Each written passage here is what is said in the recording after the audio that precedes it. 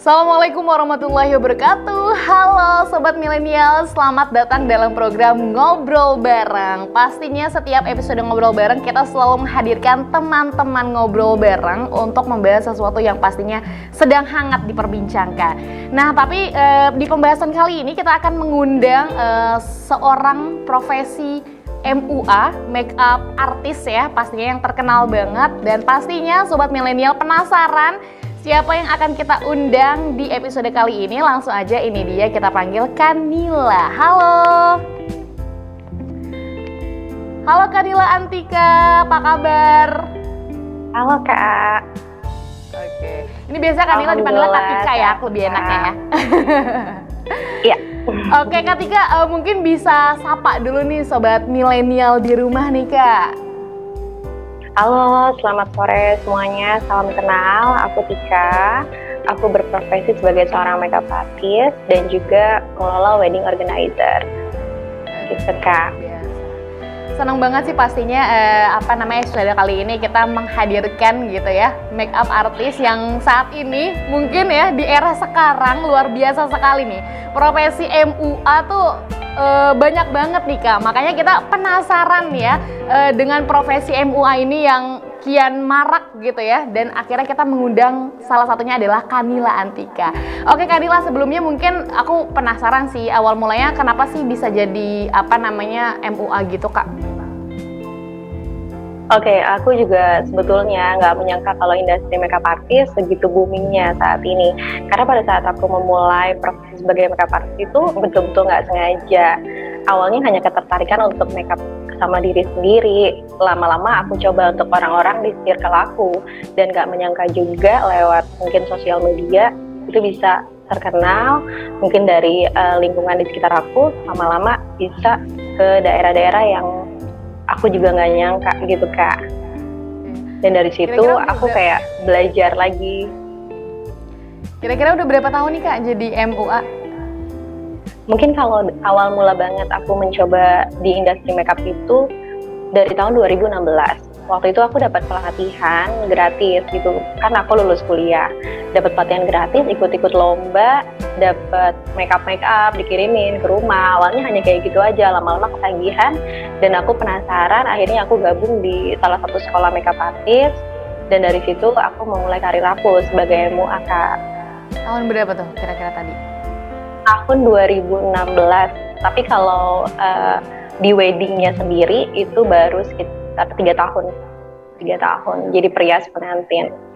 Jadi awal mulanya iseng karena suka make up sendiri gitu ya, sampai pada akhirnya terpikirlah menjadi profesi sebagai MUA gitu. Nah Kak, profesi sebagai makeup artist gitu ya. Kan misalkan biasanya kan harus ada skill gitu ya, skill bagaimana mempercantik orang lain gitu ya. Nah itu untuk skill untuk make up sendiri dari kakak sendiri itu otodidak kah, dari dulu emang suka make up, atau misalkan tadi yang kakak bilang dari semenjak sekolah itulah gitu akhirnya timbul tuh punya potensi make up artist gitu? Oke, jadi awalnya itu aku emang otodidak. Yang pertama itu aku pengetahuan aku seputar product knowledge. Jadi aku kayak benar-benar concern makeup itu produk-produk yang dipakai yang bagus tuh kayak gimana, jenis-jenis kulit, produk yang sesuai juga seperti apa. Awalnya aku hanya belajar soal itu. Awal mula juga aku hanya pakai makeup drugstore yang gampang aku temuin gitu. Tapi lama-lama aku mulai penasaran kenapa kayak makeup itu banyak banget jenisnya dan endingnya itu sampai kemana sih.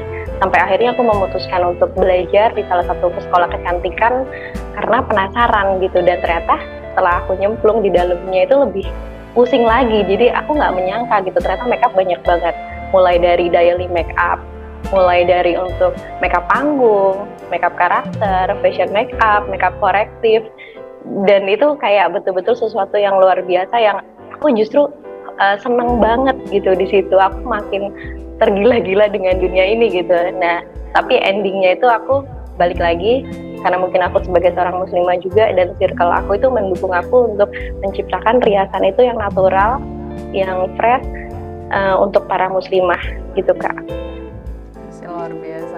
Tapi Kak, kenapa sih dari sekian banyak profesi yang ada gitu ya, kenapa sampai pada akhirnya memilih untuk profesi sebagai MUA gitu, makeup artist nih Kak? Oke, Awalnya itu aku waktu itu masih kuliah itu aku udah sambil kerja di kantor awalnya kan. Nah setiap weekend itu aku ikut-ikut event-event make up.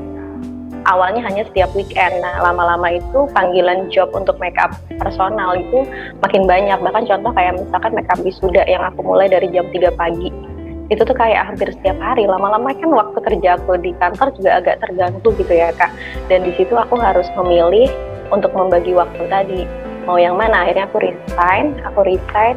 Di situ aku memutuskan untuk membuka wedding organizer, kemudian menjadi seorang trainer makeup juga. Ada juga foto studio. Jadi memang akhirnya aku harus memilih jalan ini gitu. Sempat sih di tengah jalan tuh kayak mau berhenti karena kadang-kadang ngerasa capek, kadang-kadang namanya dalam sebuah tim itu ada aja konflik gitu ya Kak.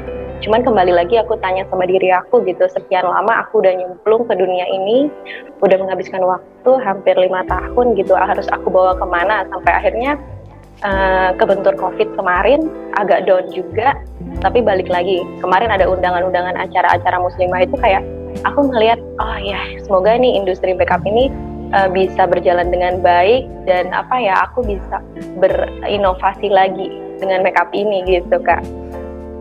Apa sih Kak tantangan terbesar menjadi seorang MUA tuh?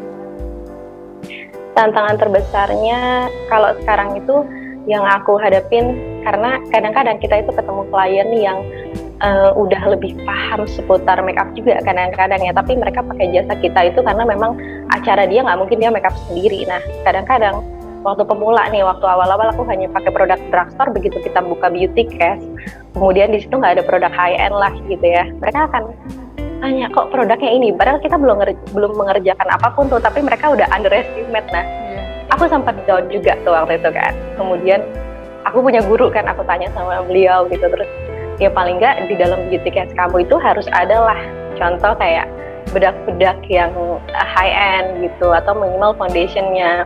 Tapi ya udah akhirnya aku coba itu, dan ternyata memang efek juga sih ke make up, dia lebih tahan lama juga, kemudian oksidasinya pun emang nggak secepat kalau produk-produk drugstore gitu Kak. Itu di awalnya sih kayak gitu. Kalau sekarang nih Kak udah kurang lebih 3 tahun ya menjadi profesi sebagai MUA, khususnya di event-event gitu ya, wedding dan lain sebagainya mungkin ya. Itu apa Kak tantangannya? Mungkin dengan berbagai variatif kulit-kulit yang macam-macam mungkin Kak?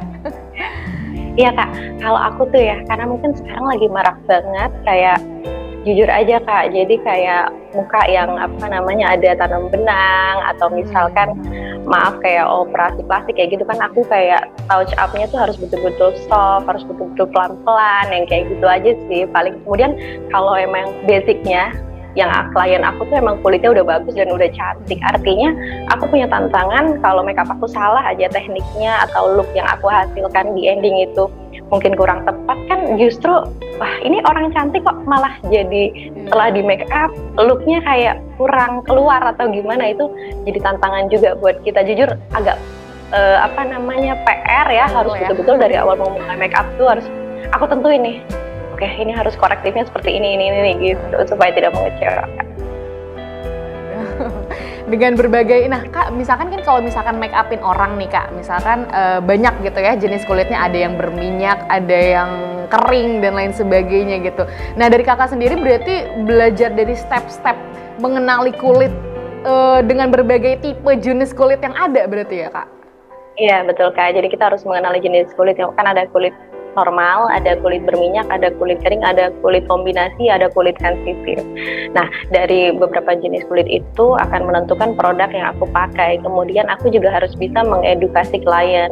Contoh misalkan kulitnya berminyak, kemudian pemotretannya di luar ruangan, artinya aku juga harus bisa mengedukasi, nanti nggak usah terlalu pecicilan ya di luar, misalkan kayak gitu.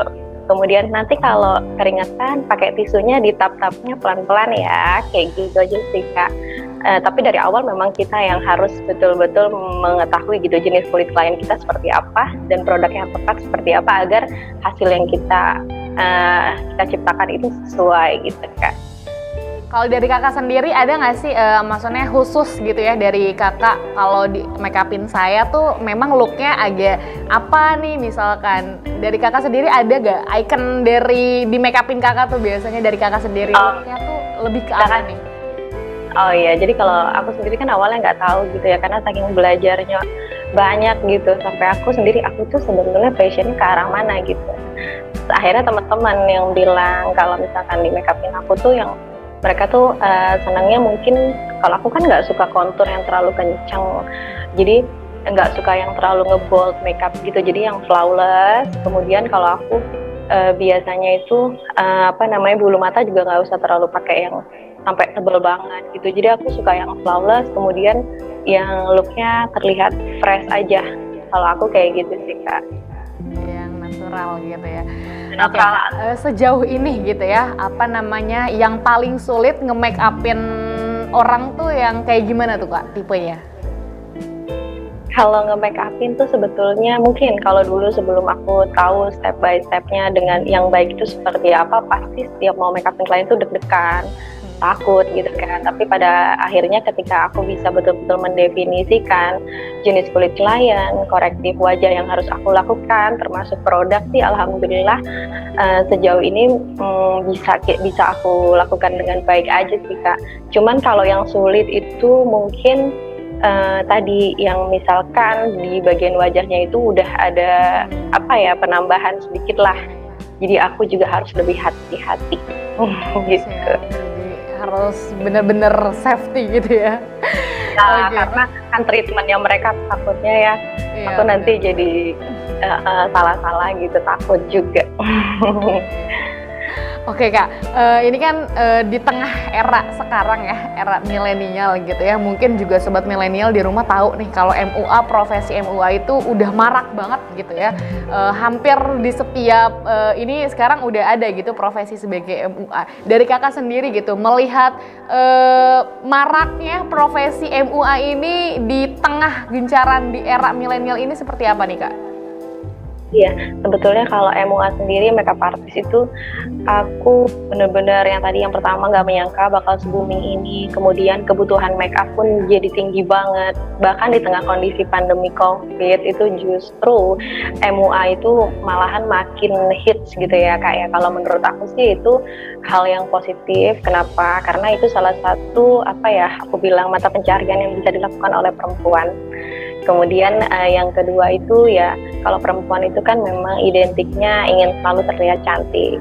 Jadi kalau buat aku senang banget sih dengan kemajuan ini gitu. Jadi kayak kalau zaman dulu itu kan mungkin pria terkenalnya kayak gitu aja. Nah kalau sekarang makeup artist itu juga dituntut untuk bisa menjadikan dirinya menjadi seorang artis, dalam arti mereka juga harus bisa berdandan mungkin yang baik gitu, sehingga kliennya pun yakin kayak gitu, dan harus bisa bikin konten, harus bisa main TikTok, harus bisa bikin story yang bagus, promosi yang bagus, produksi konten yang menarik, itu luar biasa, sampai ke fotografinya harus tahu kayak gitu Kak. Jadi harus benar-benar bisa melihat juga nih tren-tren sekarang gitu ya. Tapi kadang ada nggak sih Kak klien yang minta, misalkan sekarang kan make up banyak nih, nggak cuman make up misalkan make up. Oke lah kalau make up misalkan lamaran dan lain sebagainya masih basic nih. Kalau misalkan make up festival nih Kak, pernah nggak juga bikin make up karakter gitu? Iya, kalau bikin makeup festival ya pernah, biasanya tuh acara-acaranya tapi kita udah dikasih tahu sebelumnya, contoh temanya apa gitu, temanya misalkan universe gitu, jadi kita boleh pakai warna-warna hijau, warna-warna biru mungkin yang kayak gitu. Itu jadi suatu hal yang menarik juga sih, karena kan kadang-kadang kita ada jenuhnya juga ya, pengen dong kita create makeup itu yang art banget gitu ya, makeup karakter atau makeup fashion itu menjadi salah satu makeup yang baik, yang bagus untuk kita coba juga gitu Kak. Ya. Tapi kalau misalkan profesi sebagai MUA itu harus punya basic ngegambar gitu nggak sih Kak? Apalagi kan itu kan teknik kreativitas ini ya. Nah dari Kakak sendiri gitu, apakah seorang MUA juga harus pintar ngegambar gitu? Apa memang kalau misalkan teknik ngegambar sama teknik ya bermake up ya emang beda gitu? Aku sih nggak begitu paham nih ya, cuman dalam perjalanannya kayak teman-teman aku MUA itu hampir sebagian bisa gambar, bisa desain baju, bisa apa ya, melukis, apa perpaduan warna-warna dingin, warna-warna hangat itu kayak udah mengalir gitu aja, entah memang udah apa ya, udah ada jiwa Feeling artnya atau bagaimana gitu Kak. Lebih ke feeling gitu ya, apalagi ini apa namanya melihat nih wajah ini kayaknya cocoknya gimana nih. Oke Kak Tika, nih apa namanya profesi MUA ini mungkin pemirsa di rumah ini banyak banget profesi MUA gitu ya yang sekarang marak terjadi. Ini Kak, apakah profesi ini sangat menjanjikan gitu ya sampai pada akhirnya banyak orang yang mungkin beralih profesi seperti MUA gitu seperti Kak Tika. Tapi kayaknya Kak Tika kita akan bahas setelah yang satu ini. Jadi Sobat Milenial jangan kemana-mana, tetap di Ngobrol Bareng.